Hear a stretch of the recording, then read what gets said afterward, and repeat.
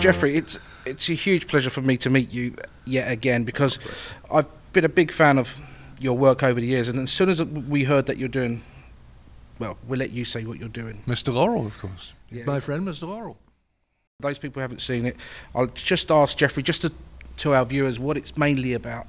Basically, it's set in a dying Oliver Hardy's bedroom, and Stan comes to visit, and the essence of the piece is just him reminiscing about their lives together, the women in their lives, the fun they've had, the money they've made, the films they've made, and all the stuff that went with it. Good to journey, really. Jeffrey, what made you to take a one-man show on, especially someone that's so iconic, being Stan Laurel? Well, I've always wanted to do a show about Stan, and I thought the best way to achieve that was to do it myself, you know.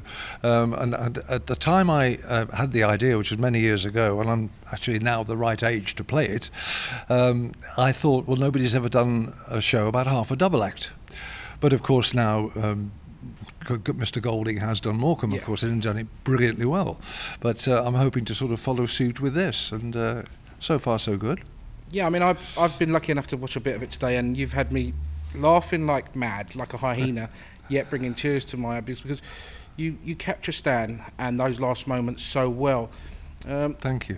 And you really, really do. And as a big fan of the boys, as we all call them, as fans. Yes, indeed. And to watch you perform that today, what is the most emotional bit for you within this play?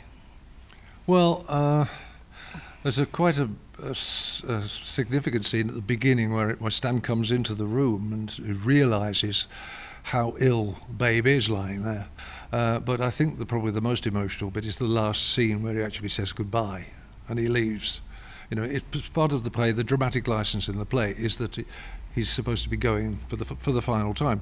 Of course, he saw much more of him in his final months than I do in the play, but of course we have to use dramatic license to make the play work. Right. So that is quite a tough scene. I'm getting used to it more I do it, but it's quite tough to do emotionally, though. It really did bring a tear to my eye. I mean, I'm not saying that because Jeffrey's sitting here, but it really did.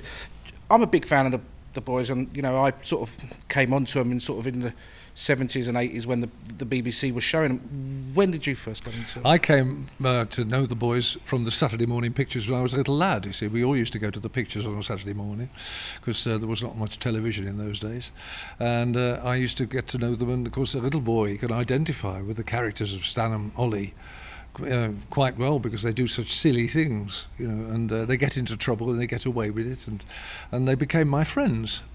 And I used to look forward to going to see them every Saturday morning, and if there wasn't a Laurel and Hardy on, I felt bereft.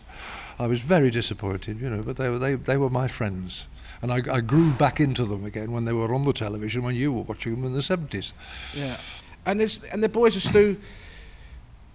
still bringing so much joy to so many fans out there. I mean, I know so many generations too. Exactly, you know? And I know there's a big campaign going on at the moment for it to be on TV. I mean, what's your thoughts? I mean, should the BBC be showing them? I think they should be back on television most evenings, early evening, BBC 2, 6 o'clock, something like that, when all the family, you know, 3 generations of family can sit and watch them together and have a good laugh, because it's good, clean fun. It always has been, and it always will be.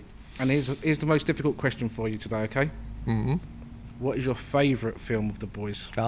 Feature or short? Oh, let's go for short. Okay, short. It's got to be The Music Box. A close second to which is Toad in the Hole. Toad in a Hole. Toad in the Hole, yeah. And the feature, of course, has to be Way Out West.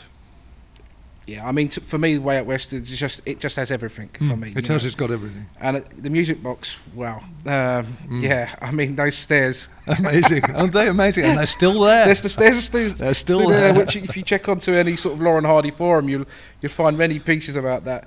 Jeffrey, let's talk about your early career. I mean, you know, what brought you into acting?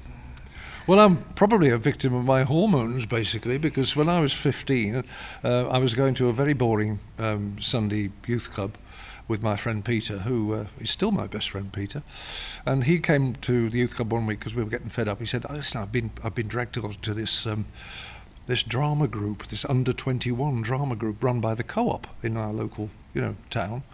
And he said, "Well, did you come with me next Friday?" I said, "What do you mean drama group?" He said, "I said, what do you mean acting?" He said, "Yeah, well, they do plays. That's what it's all about. Get together, do plays." I've never acted in my life. Don't be so stupid. You know, I was a very tall, very skinny, pimply, big teeth, glasses are bottle enders, thick, you know, glasses, bad eyes all my life, no self-confidence whatsoever. And then Peter said to me, well, the girls are very pretty. I said, what time do you want me?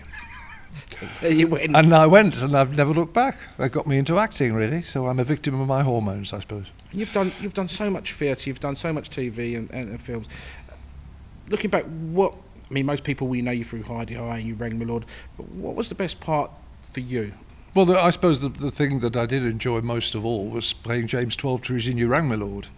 I've done an awful lot of one-offs of special things too, but I mean, that has to be the cherry on my particular cake, I think. It was such a wonderful role to play, because he was a straight character, you know, po-faced and straight within the comedy of the situation, and he was always getting himself into trouble because he was such a rigid prude. He had this weakness for Miss Poppy, of course, which was his Achilles heel, and it got him into terrible trouble from time to time. But you know, he was this absolute prude. I loved playing that part. It was wonderful.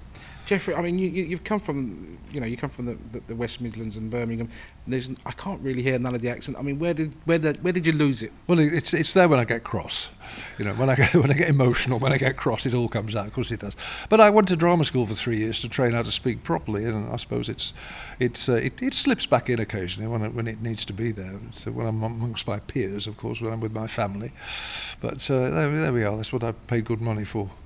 Well, and going back to the play, where will people be able to see it? Because I really do believe that this should be shown at the end of Piers in the summer, so whole generations of family can go and see it. Well, I'm more than happy to keep on playing Mr. Laurel as long as people want to come and see it. You know, this is early days at the moment, and I'm hoping to be able to take it all over the country, doing one-nighters on a Sunday night at all the big theatres, hopefully not so big theatres either. And I can hopefully take it all, not just all around the country, but all around the world. I mean, there are Sons of the Desert everywhere, in all major cities, all Europe, all the States, of course. I want to take it to New York if I can. Even Australia, I've got to go there with it, because, you know, they are universal. Exactly. Well, Jeffrey, it's been a huge pleasure today, and being an actor myself, I'd like to say break a leg, but I literally don't, because I don't want to come and visit you and bring you some hard-boiled eggs and nuts. Thank you so much.